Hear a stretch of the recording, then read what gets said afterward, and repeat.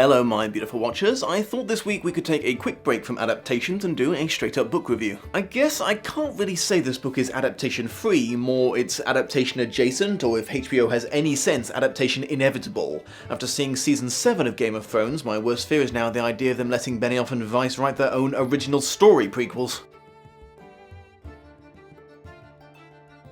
A Knight of the Seven Kingdoms by George R. Martin, published in 2015, is, as the name implies, set in the same world as A Song of Ice and Fire, but takes place roughly 100 years earlier. The book is a omnibus of 3 novelettes commonly referred to as Tales of Dunk and Egg, and tell of the adventures, or more often than not, misadventures, of Sir Duncan the Tall, a lowly penniless hedge knight seeking his fortune, and the young Targaryen royal who ends up as his squire. The novelettes were titled The Hedge Knight, which was published in 1998, The Sworn Sword 2003, and The Mystery Knight 2010. George Martin has said that he intends to write more Dunk and Egg novels in the future, but apparently hasn't decided how many yet because he keeps giving different figures in different interviews. I'm going to do some spoiler-free general impressions first, then I'll get into the synopsis and details towards the end of the video. The general setup is Duncan, or Dunk as he's more commonly referred to, was an orphan who grew up in Flea Bottom, one of the slummiest areas of King's Landing, and an aging knight took him on as his squire on a whim and trained him in the ways of combat before taking ill and dying while they were travelling. As his name implies, he is exceptionally tall, apparently being just an inch shy of 7 foot and broad and strong to boot. I have to admit, at first, the story kind of reminded me of the setup to A Knight's Tale starring Heath Ledger. You know, a servant to a recently deceased knight takes up the mantle of knight himself to try to earn a living for himself in tournaments. However, that's where the comparison ends, as Sir Heath Ledger just pretended to be a knight while Duncan actually is one, as the old man had knighted him some time before he died. In Westeros, apparently any knight can knight a knight, which kind of explains why there's so many running around there, though it is mentioned it's wise to have a highborn witness around to verify it in case someone doubts it later. It's also different from A Knight's Tale because Sir Heath Ledger was actually pretty successful at knightly things like jousting. In any other story, the plucky self-made champion underdog who bets everything he has on success versus the spoilt, silver spoon, smug, lofty lordlings would win the tournament for sure,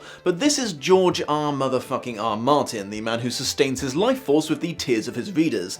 This does lead to several very tense moments in the story where you are genuinely worried for the protagonist. Dunk reminds me very strongly of Sharp from the Bernard Cornwell series of the same name. He is by no means the finest rider, lancer or swordsman in the Seven Kingdoms, and by his own admission he's not even all that bright, but he is just so tenacious and can and is willing to absorb so much more pain and damage than his opponents, he always ends up winning his life or death battles. Aegon Targaryen, or Egg as he prefers to be known, isn't directly in line for the throne, but is still pretty close to it. From references in the Song of Ice and Fire books, you know that he does, against all expectations, eventually end up as King of Westeros and Sir Duncan the commander of his Kingsguard. Actually, I probably should explain who's on the throne at the moment and how Egg relates to him, but you're going to have to bear with me because have you ever seen a Targaryen family tree? They keep using the same 5 names over and over again, and they only add a number to it if they were a king or queen, and don't even get me started on how much the incestuous marriage practice complicates matters. So yeah, there's a lot of tree branches I'm not going to mention. The ones that are strictly relevant to the story are Daeron II, who is the elderly Targaryen king at the start of the story,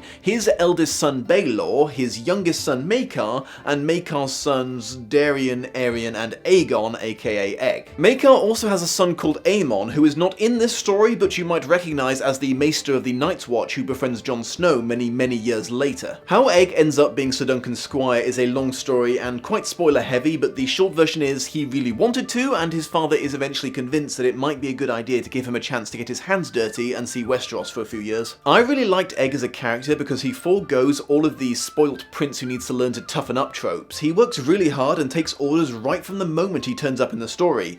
I mean, that's not to say he's a meek pushover, he's just smart enough to know when to take orders instead of giving them. He's a really good lad. It might not be the most realistic portrayal of a 10-year-old royal, but I personally can't stand bratty kid characters, so I was happy to forgive the unlikelihood of his existence. Dunk and Egg aren't talked about nearly as much in the show as they are in the book, as far as I'm aware. I think Maester Aemon hallucinated he was talking to his brother Egg on his deathbed, and that's about it. The Blackfyre rebellion took place within living memory in these stories, and is still a bit of a sore subject in Westeros.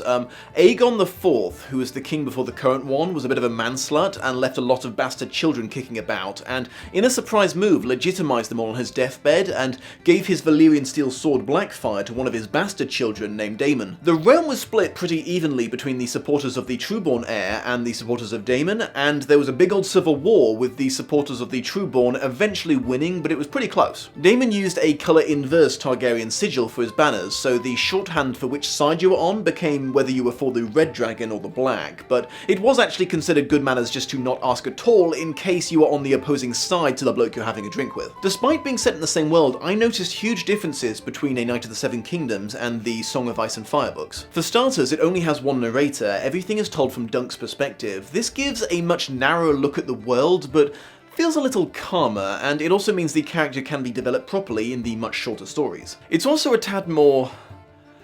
I struggle to find the right word here. It's not light-hearted because there's still a goodly amount of death and suffering, but it's certainly more optimistic than the main series. Despite being lowborn and a mere hedge knight, Sir Duncan is more honourable and chivalrous than all of the noble lords and knights in Westeros combined. In A Song of Ice and Fire, such unwavering unwillingness to compromise one's ideals and always do the right thing would have inevitably been rewarded with an early death, per example Eddard and Robert Stark. However, Dunk has yet to be outmanoeuvred, beheaded or stabbed thus far.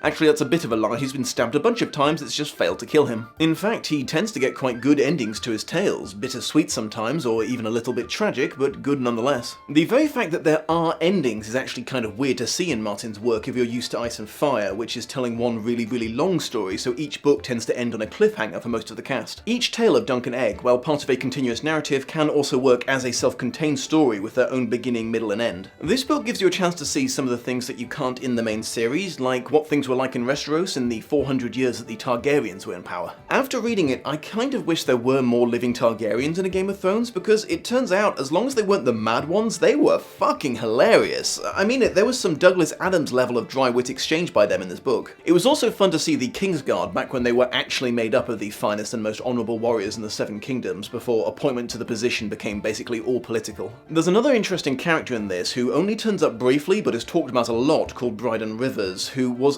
another bastard son of the king who couldn't keep it in his pants, but fought on the side of the Trueborn loyalists in the rebellion. Afterwards, he was made the Hand of the King and becomes famous for his network of spies that was apparently just as impressive as Varys the Spiders would be someday. He's also known as the Blood Raven, and it wasn't until a good way into the third story that I realised, holy crap, he's the bloody three-eyed crow that Brandon meets beyond the wall over 100 years later.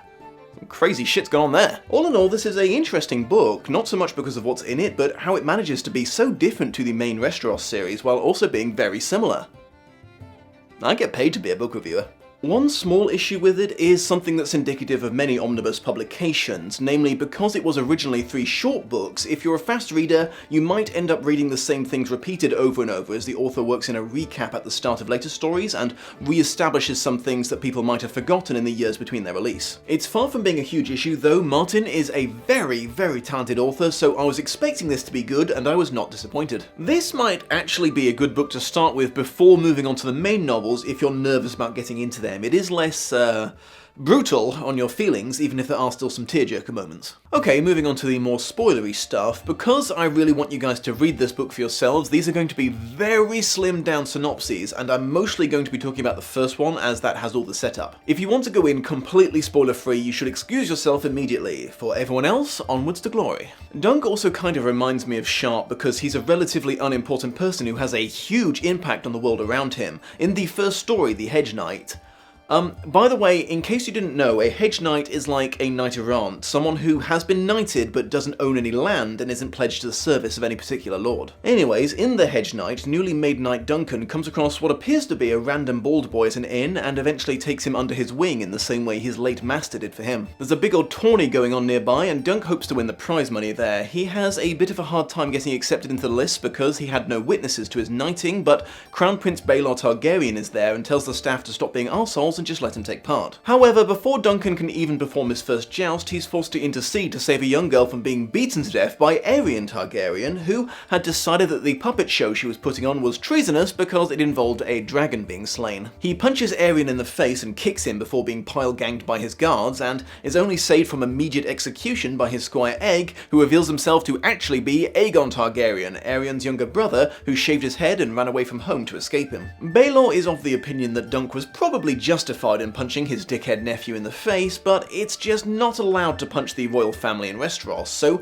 his options are having his hand and foot cut off, trial then probably execution, or trial by combat. Duncan chooses the combat, but Aerion invokes his right to make it a trial of 7, which basically means a 7 versus 7 fight, and calls dibs on all the Kingsguard who are at the tourney to join his side. Dunk manages to get 5 Lords and Knights to join him, either for justice or the honour of being in such an epic fight, and Prince Baelor himself turns up at the last minute to be his 7th. In the tiny battle, Duncan manages to overpower Aerion and force him to withdraw his accusation, though it comes at a heavy price as 3 of his champions are mortally wounded, including Prince Baelor. Maekar Targaryen believes that it was his mace that accidentally killed his big brother, and in grief sends Aerion away to the Free Cities in semi-exile, and grants Egg's request to be made Duncan's squire to travel Westeros in secret and learn what life is really about. The Trial of 7 was genuinely one of the most exciting things I've read in a book recently. There was excellent build-up to it, and Martin did an amazing job of describing what it would be like to be in a cavalry charge, but your only window into the world is through these tiny slits in your helmet. The next tale takes place 2 years later. Westeros has just suffered a countrywide epidemic resulting in massive loss of life, including half of the royal family. Dunk and Egg are working for a very minor house down in the Reach who get into a nasty dispute with another minor, but not as minor, neighbouring house. As the story progresses, they find out they might not be working for the good guy in the dispute after all, as their seemingly kind and noble benefactor lied to them about, amongst other things, which side he was on in the Blackfyre rebellion. The dispute was also started, in part, by this other complete dickhead knight, and Dunk has to resist the urge to end all their troubles by just handing him over to the neighbouring house. It's a story that explores what having honour means, and whether or not it is honourable to protect someone who has none himself. In the third story, Dunk and Egg go to another tourney and get wrapped up in an attempt to start a second Blackfyre rebellion. Dunk once again pushes the limits as to where the line is between honour and suicidal insanity. There's a lot of things that happen in these stories that, had they gone differently, might have avoided the Mad King sitting on the throne one day and causing a lot of the woes that took place just before the start of A Song of Ice and Fire. Baelor living for one thing, or few of the royal family dying in the plague in the spring, the second Blackfyre rebellion actually happening. It's just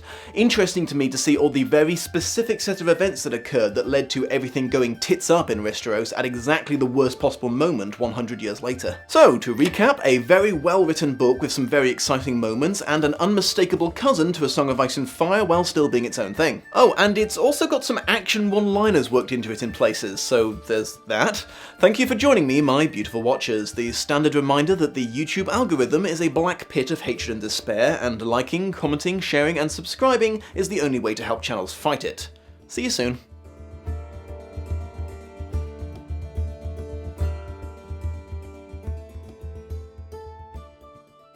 Hello again, my beautiful watchers. I just wanted to take this opportunity to give you a quick reminder that there's a wonderful website called Patreon that's been allowing online producers to actually make a living doing what they do, since apparently YouTube's decided that they shouldn't anymore. Basically, they offer the chance to pledge a certain amount of money per month or per video in exchange for various rewards offered by the creator. There's a variety of stuff you can earn by becoming one of my patrons, including early access to all videos and taking part in that survey you see at the start of every Lost in Adaptation episode. That's actually a very important part of the process, as I use it to gauge how much I'm going to need to explain about the book and the film before I start comparing them. If you decide to become a higher level contributor, your name will be added to the credits that you're seeing right now, and you'll be given the option to join my private chat room so you can regularly talk with me and other patrons. If you're keen enough to join the topmost tier of patronage, you'll earn the most coveted of all the rewards, the chance to pick a future adaptation to be reviewed by yours truly. However, if right now you are thinking, "My goodness the Dom, I can't do that, for I have no money left after building a personal fortress to prepare for the coming zombie apocalypse. Do you have